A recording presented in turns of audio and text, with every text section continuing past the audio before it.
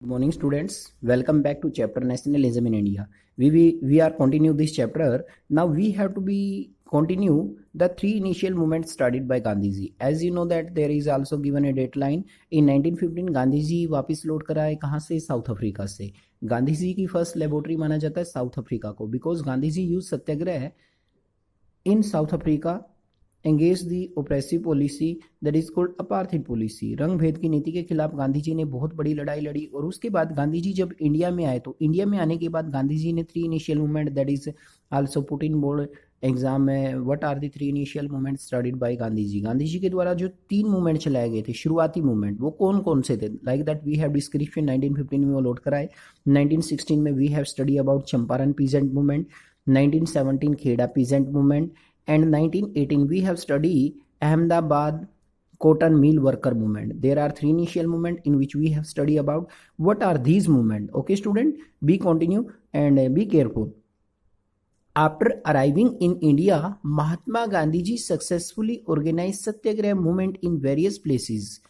गांधी जी जब अफ्रीका से वापस लौट कर आए तो गांधी जी ने बहुत सारे सत्याग्रह मूवमेंट चलाए अलग अलग स्थानों पर इंडिया में. सबसे पहले इन 1916 ही ट्रेवल टू चंपारण. चंपारण बिहार में है, एक डिस्ट्रिक्ट है बिहार का. In Bihar to inspire the peasant to struggle against oppressive plantation system. कहते कि सबसे पहले 1916 में गांधी जी ने कौन सा मूवमेंट चलाया? That is called Champaran peasant movement. Bihar में चंपारण एक डिस्ट्रिक्ट है, वहां पर ये मूवमेंट चलाया गया.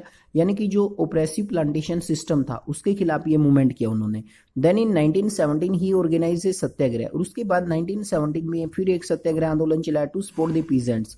Both are peasants movement, Champaran peasant movement and Kheda district of Gujarat. Kheda district कहाँ का है? गुजरात का. ये गुजरात में चला, ये भी पीजेंट मूवमेंट था. Affected by crop failure had plague epidemic, the peasants of Kheda could not pay the revenue and were demanding that revenue collection would be relaxed. कहते कि खेड़ा के अंदर क्या हुआ था कि जो क्रॉप फेलियर है, क्रॉप फेलियर हो गई थी, फसलें खराब हो गई थी, जिसके कारण पीजेंट्स ने डिमांड की ब्रिटिश गवर्नमेंट से कि वो उनके टैक्स है वो या तो वो रिड्यूस कर दे या उनको माफ कर दे, रिलैक्स दे उनको. लेकिन ब्रिटिश गवर्नमेंट ने नहीं मानी उनकी बात. तो गांधी जी ने फिर गुजरात के जो खेड़ा के किसान थे उनका साथ दिया. 1917 में एक मूवमेंट चलाया. This movement came to be known as Kheda peasants movement. And next is 1918. Mahatma Gandhi ji went to Allahabad, that is called Allahabad cotton mill worker movement. ये दो पीजेंट्स मूवमेंट थे, एक कॉटन मिल वर्कर मूवमेंट थे. Mahatma Gandhi ji went to Ahmedabad to organise. 1918 में यानी कि महात्मा गांधी जी ने अहमदाबाद में भी एक सत्याग्रह मूवमेंट चलाया अमंग कॉटन मिल वर्कर. ये किसके लिए था? कॉटन मिल वर्कर के लिए, because they have to be take force labour. और बेगार, उनसे फोर्स लेबर की जाती थी, बेगार की जाती थी, उनको पेमेंट नहीं दिया जाता था. These are three initial movement. You must have to be outline the date line in 1915, 1916, 1917, 1918 and next year is 1919. That is most important year. Now we have studied about the Rolls Act. Sir Sidney Rolls जो head था imperial legislative assembly के द्वारा Raoult act impose किया गया था. जैसे British government को लगने लगा कि इंडियन पीपल है उनकी पॉलिटिकल एक्टिविटीज बढ़ने लगी हैं, वो लोग आज़ादी चाहते हैं, वो हमें यहाँ से निकालना चाहते हैं देश से. तो ऐसी कंडीशन में उन्होंने क्या किया? उन्होंने अपनी पॉलिटिकल एक्टिविटीज़ हैं उनको यानी कि ओप्रेस करने के लिए एक एक्ट बनाया under the supervision of sir Sidney Rowlatt. Sir Sidney Rowlatt के नाम पर. This act came to be known as Rowlatt act. Rowlatt act क्या था? इसका विरोध क्यों किया गया? According to this act any Indian could put in prison for 2 years. 2 years के लिए यानी कि किसी भी भारतीय को पकड़ सकते थे ब्रिटिशर्स, उसको जेल में डाल सकते थे. इसलिए मूवमेंट का विरोध किया गया. इंडियन पीपल को जब ये लगा कि ये तो एक बड़ा ही ओप्रेसिव मूवमेंट है और इसी मूवमेंट के कारण जो हमें देखने को मिलेगा आगे नेक्स्ट जो घटना हुई, मार्शल लॉ इम्पोज किया गया था कहाँ पर?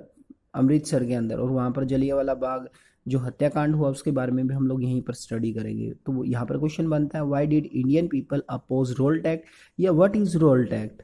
एमोलिंग with success Gandhi ji in 1919 decide to launch a nationwide satyagraha against the proposed Rolls Act 1919. This act has been hardly passed through the Imperial Legislative Council despite the united opposition of the Indian members. कहते कि imperial जो legislative assembly थी, Indian member ने इसका विरोध किया लेकिन उसने फिर भी इसको पास कर दिया. आप जानते हैं ब्रिटिशर्स का ही ज़्यादा प्रभाव था इस असेंबली के अंदर. It gave the government enormous power to repress political activity and allow detention of political prisoner without trial for 2 years. अब था क्या ये रोल्ट एक्ट?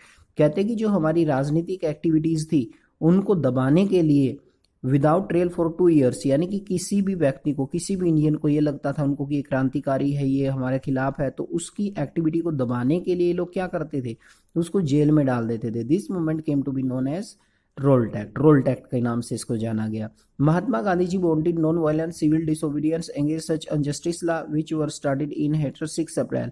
कहते कि 6 अप्रैल 1919 को गांधी जी ने कहा कि हमें एक बहुत बड़ा मूवमेंट करना चाहिए इनके खिलाफ, और ऑन द ईयर जो महात्मा गांधी जी 6 अप्रैल 1919 ए peaceful demonstration held all over India. कहते कि इंडिया के अधिकतर पार्ट में 6 अप्रैल 1919 को एक बड़ा ही शांतिपूर्वक धरना दिया गया, लेकिन ये जो रोल टैक्ट था, रोल टैक्ट की एक्टिविटीज बढ़ती चलेगी और इसी का परिणाम रहेगा जो हम लोग पढ़ेंगे आगे जलियांवाला बाग इंसिडेंट के बारे में।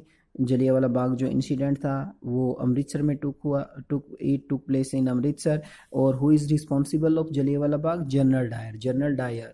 मार्शल लॉ इम्पोज किया था उन्होंने, but the local people do not know what is martial law. That is internal question, right a short note on Jallianwala Bagh में।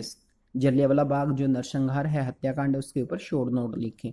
अब ये जो मूवमेंट आया आप लोग देख सकते हैं कि 2 साल के लिए किसी को भी उठाते थे, जेल में डाल देते थे। बड़ा ही एक तरह से इनजस्टिसफुल लॉ था ये, तो लोगों ने विरोध किया इंडियन पीपल ने, बट जैसे उन्होंने विरोध किया तो क्या हुआ, तो बहुत सारे इंडियन पीपल को जेल में भी डाल दिया गया था। और यहाँ तक कि गांधी जी के एंटर करने पर, दिल्ली में एंट्री करने पर बैन लगा दिया गया था। ज़्यादा दिल्ली में और अमृतसर में ज़्यादातर जो अगर हम बात करें घटनाएं, इंसिडेंट जो घटित हुई थी वो, और सबसे बड़ी जो घटना है, सबसे बड़ा जो नरसंहार है, that is also put in Amritsar, like that. देखिए क्या था ये Jallianwala Bagh incident. Martial law was impose and general law to command. कहते कि मार्शल लॉ 13 अप्रैल 1919 को मार्शल लॉ इम्पोज कर दिया गया।